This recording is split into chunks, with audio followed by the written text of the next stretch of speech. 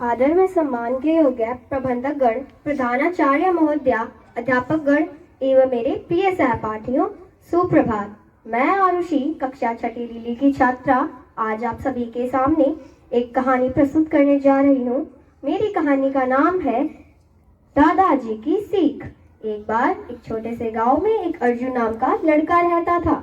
वह बहुत होशियार था, लेकिन अक्सर अपने दादाजी को बेकार समझता था।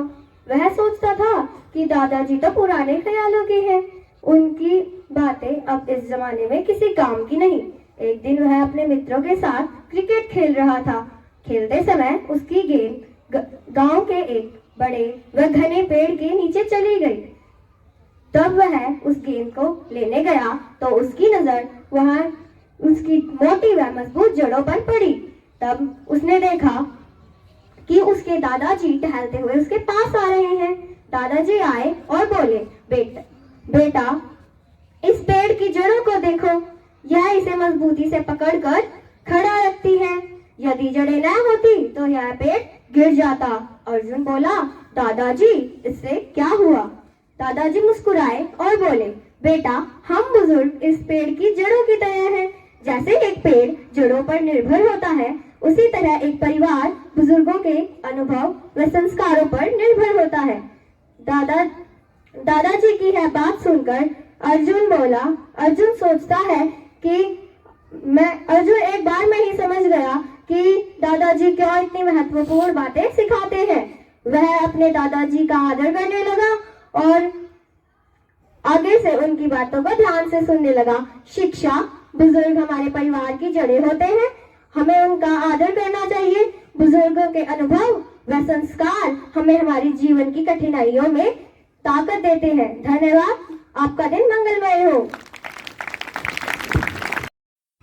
सारी दुनिया जीत सकते हैं संस्कार से, सारी दुनिया जीत सकते हैं संस्कार से, और जीता हुआ भी हार जाते हैं अहंकार से, और जीता हुआ भी हार जाते हैं अहंकार से।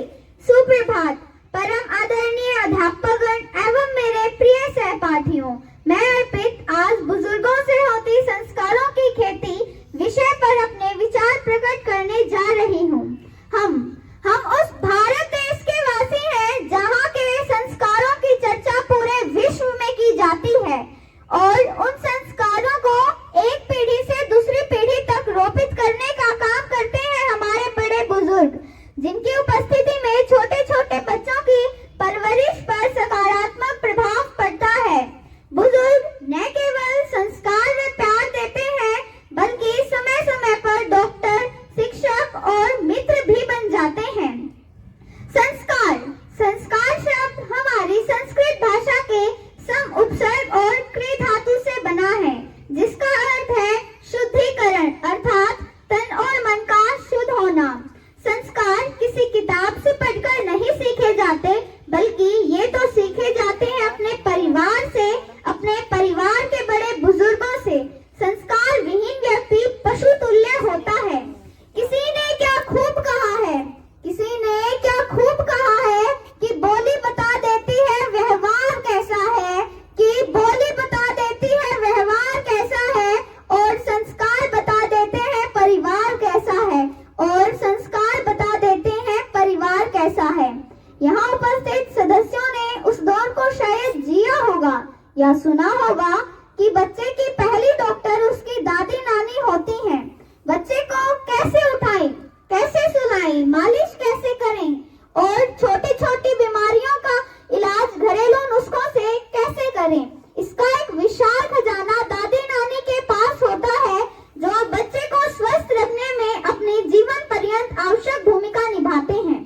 माता पिता अपने बच्चों से क्या उम्मीद रखते हैं, यह वे अपने व्यवहार से भी सिखा सकते हैं।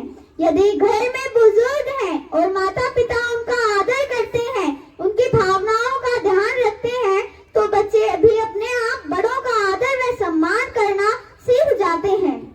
अंत में मैं इस श्लोक से अपनी वाणी को विराम देना चाहूंगी। अभिवादन शिलस्य नित्यम वृद्धोपसेविनः चत्वारि तस्य वर्धन्ते आयुर्विद्या यशो बलम। इस श्लोक का अभिप्राय है कि जो व्यक्ति बुजुर्गों को नमस्कार करता है, उनकी आज्ञा का पालन करता है,